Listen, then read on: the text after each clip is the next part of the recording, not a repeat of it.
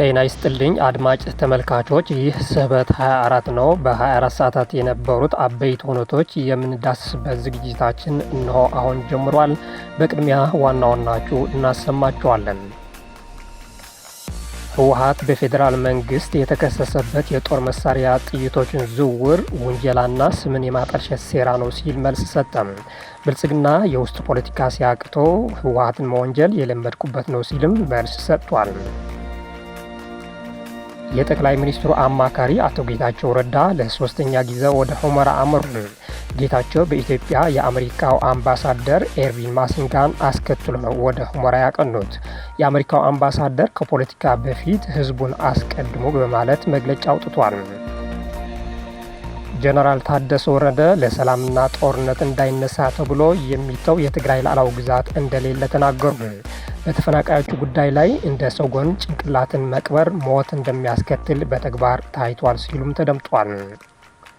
የእነዚህና ሌሎች ጉዳዮች በዝርዝር እናሰማቸዋለን። አብራችን ቆዩ።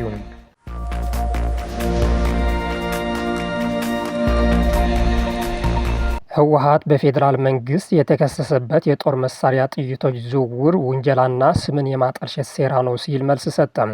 ብልጽግና የውስጥ ፖለቲካ ሲያቅተው ህወሓትን መወንጀል የተለመደ ነው ሲል ምላሽ ሰጥቷል። የፌዴራል ፖሊስ ትናንት ባወጣው መግለጫ የሻዕቢያ መንግስት የሀገሪቱን ሰላም ለማደፍረስ በፋኖ ስም የሚነግዱ ሽፍቶችን ለማስታጠቅ በስውር የላከው ከ56 ሺህ በላይ የጦር መሳሪያ ጥይቶች ተያዘ ያለ ሲሆን እጅ ከፍንጅ በቁጥጥር ስር በዋሉት ሁለት ተጠርጣሪዎች ላይ በተደረገው የመጀመሪያ ደረጃ ምርመራ ጥይቶቹ በሻዕቢያ መንግስት እንደተላኩና ጽንፈኛው ህወሓት በትግራይ ክልል መቀለ ላይ ተቀብሎ ወደ አማራ ክልል ሸዋሮቢት በማስገባት በፋኖ ስም ለሚነግዱ ሽፍቶችን ለማድረስ ሲንቀሳቀሱ እንደነበር ተረጋግጧል ብሏል። ለሻዕቢያ መንግስት ድልድይ ሆኖ እየሰራ ያለው ጽንፈኛው የህወሓት ቡድን ጽንፈኛው ፋኖን በማስታጠቅ የሀገራችንን ሰላም ለማደፍረስ አቅዶም ከኤርትራ በመቀለ በኩል በስውር የላከው 41999 የክላሽ ጥይት፣ 14000 የብሬን ጥይት፣ 800 የዲሽቃ ጥይት በአጠቃላይ 56799 ጥይቶች በሰሌዳ ቁጥር ኮድ 3 አዲስ አበባ B94744 የጭነት አይሱዙ ተሽከርካሪ ከሲሚንቶና ከብሎኬት ጋር አመሳስሎ በመጫን በአማራ ክልል ወልዲያ ከተማ አድርጎ ወደ ሸዋሮቢት ለማስገባት ሲያጓጉዙ በወልዲያ የፍተሻ ጣቢያ ላይ በቁጥጥር ስር ውለዋል ሲልም አክሏል። የህወሓቱ ቃል አቀባይ አቶ ሚካኤል አስገዶም ስለ ጉዳዩ በሪፖርተር ተጠይቆ በሰጡት ምላሽ ውንጀላና የድርጅቱን ስም የማጠልሸት ሴራ ነው በማለት ውንጀላው ግን አዲስ ነገር አይደለም ብለዋል። የፌዴራል መንግስት ከዚህ በፊት አንድ የህወሓት ሌላ ጊዜ ሰራዊቱና ጊዜያዊ አስተዳደሩም ሲከስ የነበረ ነው ያሉት ቃል አቀባዩ ይህ ደግሞ በውስጡ የፈጠረውን ችግር ለመሸፈንና አጀንዳ ለመቀየር የሚፈጥረው እንጂ አንዳች ተጨባጭ ማስረጃ የለውም ሲሉ ተደምጧል።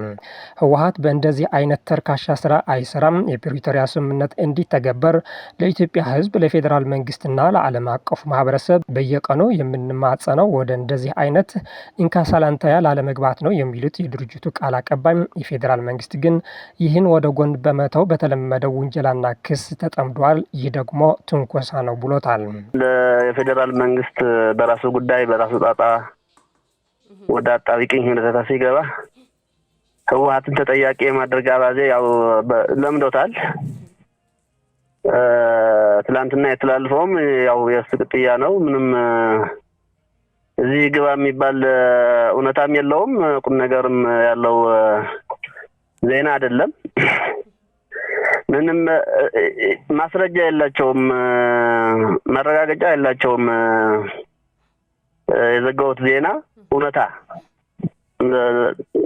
የሚመስል ሽታም የለውምና ውንጀላ ነው።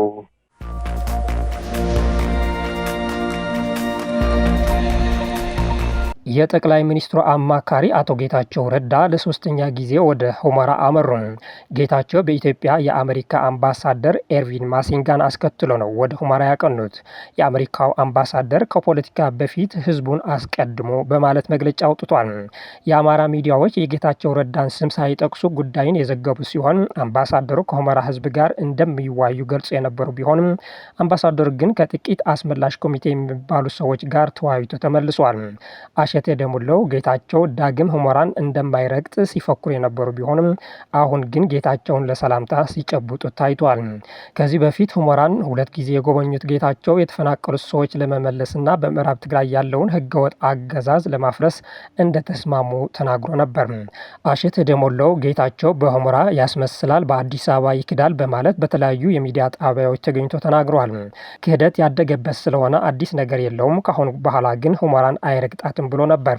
አቶ ጌታቸው ወደ ሁመራ ሂዶ ቃፍታን በጨረቃ ይሁን በወለጋ እንደምትገኝ የማያውቅ አስተዳደር ነበር ለወልቃይት የምንመድብለት፣ አሁን ግን በልጆቿ እየተዳደረች ነው።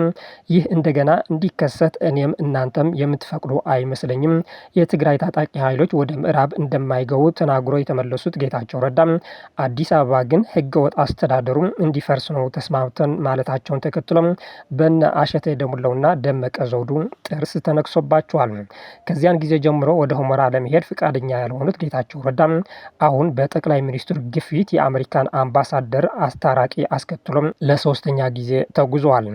የጉዞው ዓላማ የተፈናቃዮች የመመለስ ጉዳይ እንደሚሆን ተገምቶ የነበረ ቢሆንም በተጨባጭ ግን አስመላሽ ኮሚቴ የሚባለውን ሰብስቦ በአማራ ህዝብ ላይ በህወሓት ተፈጸመ የሚለውን ተረት በምስሎች አስደግፎ አምባሳደሩን ሲያስረዳ እንደዋለ ታውቋል። አቶ ጌታቸው ረዳ ይህን በአማራ ህዝብ ተፈጸመ የሚባለውን የፈጠራ ተረት የነበሩበትን ድርጅት በሐሰት ሲወነጀል ከነ አሸቴ ደሙለው ጎን ቁጭ ብሎ ሲያዳምጡ ነበር። የአማራ ሚዲያዎች በውይይቱ ጌታቸውን እንዳይታዩ ባደረጉበት ሁነት ኮሎኔል ደመቀ ዘውዱም አልተገኙም። ከውይይቱ በኋላ የአሜሪካ ኤምባሲ ከፖለቲካ በፊት ህዝቡን አስቀድሞ የሚል መግለጫ አውጥቷል። አምባሳደር ኤርቪን ማሲንጋ በማህበራዊ ገጻቸው ላይ እዚያ ያሉትን ህዝቦች ችግር በአይኔ ለመመልከት ችያለሁ ያሉት ሲሆን ጨምሮም የመሰረተ ልማቶች መውደም፣ የህክምና አገልግሎት ውስንነትና የመሰረታዊ አገልግሎቶች እጥረት የነዋሪዎችን ህይወት እየጎዳ መሆኑን ገልጾም ለዓመታት ያህል በግጭት የተፈናቀሉ ሰዎች በዓለም አቀፉ ማህበረሰብ እርዳታ ተመርኩዞ መቆየታቸውን አስታውቋል። ሲቀጥሉም የሰብአዊ እርዳታ ወሳኝነት እንዳለ ሆኖ ዘላቂ መፍትሄ ግን አይሆንም ያሉት አምባሳደሩም አሜሪካ ኢትዮጵያ መር የሆነና በተመድ የሚደገፍ እንዲሁም የግለሰቦችን የመወሰን በደህንነትና በክብር የመኖር መብትን የሚያከብር ሂደት እንዲጀመር የምትደግፍ መሆኑን ገልጿል። ሁሉም ተዋናዮች ከፖለቲካ በፊት ህዝቡን ማስቀደም እንዳለባቸው ያሳሰቡት አምባሳደሩም ህዝቡ የራሱን የፖለቲካ እጣ ፈንታ ራሱ እንዲወስን ፍቀዱለት የሚል መልእክትም አስተላልፏል።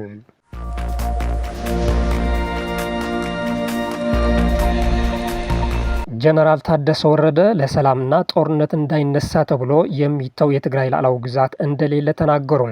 በተፈናቃዮቹ ጉዳይ ላይ እንደ ሰጎን ጭንቅላትን መቅበር ሞት እንደሚያስከትል በተግባር ታይቷል ሲሉም ተደምጧል።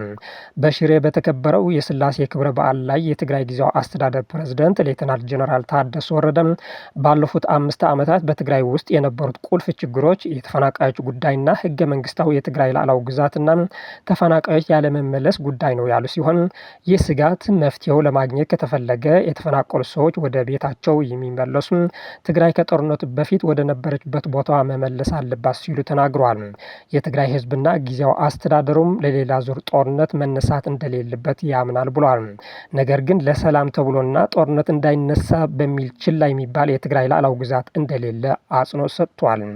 ምንተ ሰላምን ኩናት ከይህሉን ኢሉ አሊፉ ዝቦ ሉዓላዊ ወሰን ትግራይ ይኹን ዝገድፎ ተመዛበልቲ ናብ መረበቶም ናይ ምምላስ ኩሉ ይልካ ክሕሰብ ፍጹም አይከኣልን። የጸለምት ተፈናቃዮች ለመመለስ በጋራ እቅድና ትግበራ የተፈጸመ ቢሆንም ተጨባጭ ውጤቱ ግን ይፈርሳል በተባለው የአማራ ኃይል ሲሰደዱ፣ ሲታሰሩ፣ ሲገደሩ፣ ሲሸማቀቁና በገዛ ቀያቸው ዳግም እንዲፈናቀሉ ሆኗል ብሏል። ከሁሉም በላይ የከፋ ህገ መንግስታዊ ጥሰት ግን ትምህርት ለመጀመር የተደረገው ሙከራ በኃይል እንዲቆም ከተደረገ በኋላ በትምህርት ቤቶች ውስጥ የሚገኙ የትግርኛ መመሪያ መጽሐፍት ተቃጥሎም በአማርኛ መመሪያ መጽሐፍት እንዲተኩና የመማር ማስተማሩ ሂደትም በአማርኛ ቋንቋ እንዲጀመር መደረጉ ነው ያሉት ፕሬዝዳንቱ፣ ይህ ደግሞ ጠብ አጫሪነት በመሆኑ በአስቸኳይ እንዲቆም አሳስበዋል። እዚ ተግባር ሽግር ምጽሕታርን ፍጹም ስለዘይኸይድን በጊዜኡ እርማት ዘድልየ እዩ። የጸለምት ተፈናቃዮች ችግር ለመፍታት የተከተልነው ሞዴል ትግራይን በእቅድ ያጠፋና እያጠፋ ያለ ነው። ይህ በጸለምት የተከተልነው ሞዴል በሌላ ቦታ አይደገምም አይገባምም ሲሉም አስታውቋል። የተፈናቀሉትና የትግራይ ሉዓላዊ ወሰንን የመመለስ ጉዳይ በሰላማዊና ፖለቲካዊ ትግል ለመፍታት ፍላጎት እንዳለ በመግለጽ ይህ ቀውስ ካልተፈታ ግን በትግራይ ውስጥ ታጥሮ የሚቀር እንዳልሆነ አስጠንቅቋል።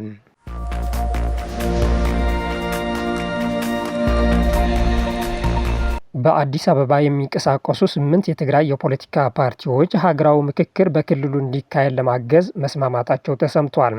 በአዲስ አበባ የሚንቀሳቀሱ 8 ተቃዋሚ የፖለቲካ ፓርቲዎች በክልሉ ሀገራዊ ምክክር እንዲከናወን የሚያግዝ ጥምረት መመስረታቸውም አስታውቋል። ፓርቲዎቹ ይህንን ስምምነታቸውን የሚገልጽ ደብዳቤ ለሀገራዊ ምክክር ኮሚሽን ማስገባታቸው ከተጠማሪዎቹ አንድ የሆነው የትግራይ ዲሞክራሲክ ፓርቲ ትዴፓ ለዶይቼ ቬለ አረጋግጧል። የትግራይ ክልልን ችግር ለመፍታት ያግዛል በሚል የተደረገው የፖለቲካ ድርጅቶቹ ጥምረት የኢትዮጵያ ሀገራዊ ምክክር ኮሚሽን ባለፈው ሳምንት በክልሉ ከሚገኙ ፓርቲዎች አመራሮች ጋር ያደረገውን ውይይት ተከትሎ ነው ተብሏል። ፓርቲዎቹ እነማን እንደሆኑ በዝርዝር ያልገለጸው ዘገባም በትግራይ ክልል የሚንቀሳቀሱት የፖለቲካ ፓርቲዎች ቢሎ ቢዘግበውም እንደነ ትዴፓ ግን በአዲስ አበባ እንጂ ትግራይን ረግጦ የማያውቁ ፓርቲዎች ናቸው። የክልሉ ችግር በውይይት እንደሚፈታ እምነት እንዳላቸው ገልጸዋል የተባሉት ፓርቲዎቹ በአዲስ አበባ የሚገኙና ከብልጽግና ጎን ሆኖ የሚሰሩ ናቸው። የኢትዮጵያ ሀገራዊ ምክክር ኮሚሽን በትግራይ ክልል በያዝነው የጥር ወር መጨረሻ የምክክር መድረክ ለማዘጋጀት ቀጠሮ መያዙን ታውቋል። ኮሚሽኑ በትግራይ ክልል በአጭር ጊዜ ውስጥ የአጀንዳ ማሰባሰብና የተሳታፊ መረጣ ለማካሄድ እየተሰራ እንደሆነ የገለጸ ሲሆን ከትግራይ ክልል በስተቀር በሁሉም ክልሎችና 2 የከተማ አስተዳደሮች እንዲሁም በውጭ ከሚኖሩ ኢትዮጵያውያንና ትውልደ ኢትዮጵያውያን አጀንዳዎች እንደተሰባሰቡ ገልጿል። በትግራይ በተለያዩ ጊዜያት የፖለቲካ ፓርቲዎች፣ ሲቪክ ማህበራት፣ ምሁራንና የሚዲያ አካላትን በማነጋገር የሀገራዊ ምክክር ጉባኤው ከመደረጉ በፊት በአጭር ጊዜ ውስጥ የአጀንዳ ማሰባሰብና የተሳታፊ መረጣ ለማድረግ ከስምምነት መደረሱን ኮሚሽኑ ቢጠቅስም በትግራይ የሚገኙ የፖለቲካ ፓርቲዎች ግን አካሄዱን በጽኑ እየተቃወሙት ነው።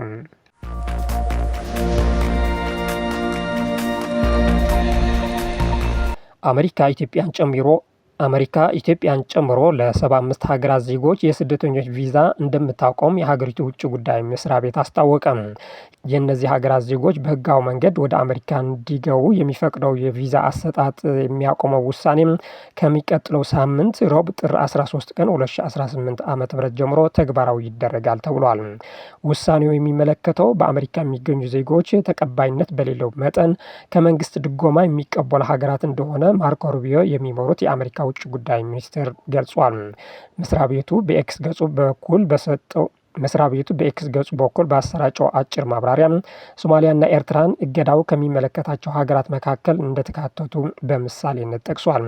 የቪዛ ክልከላው አዲስ ስደተኞች ከአሜሪካ ህዝብ ሀብት እንደማይበዘብዙም ሀገሪቱ እስክትረጋግጥ ድረስ የሚቆይ ነው ተብሏል።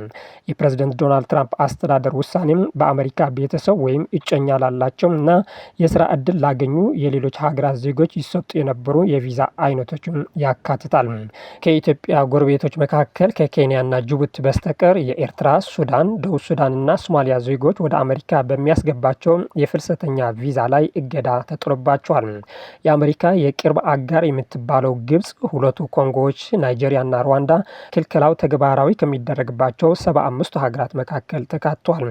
በሁለተኛ የአሜሪካ ፕሬዝደንት ስልጣን ዘመናቸው ወደ ዋይት ሀውስ ከተመለሱ 1 ዓመት ሊሞላቸው የተቃረቡት ትራምፕ እና ቀኝ ዘመን ባለስልጣኖቻቸው ወደ ዩናይትድ ስቴትስ የሚደረገውን ፍልሰት ለመግታት መሰል እርምጃዎች ሲወስዱ ቆይቷል።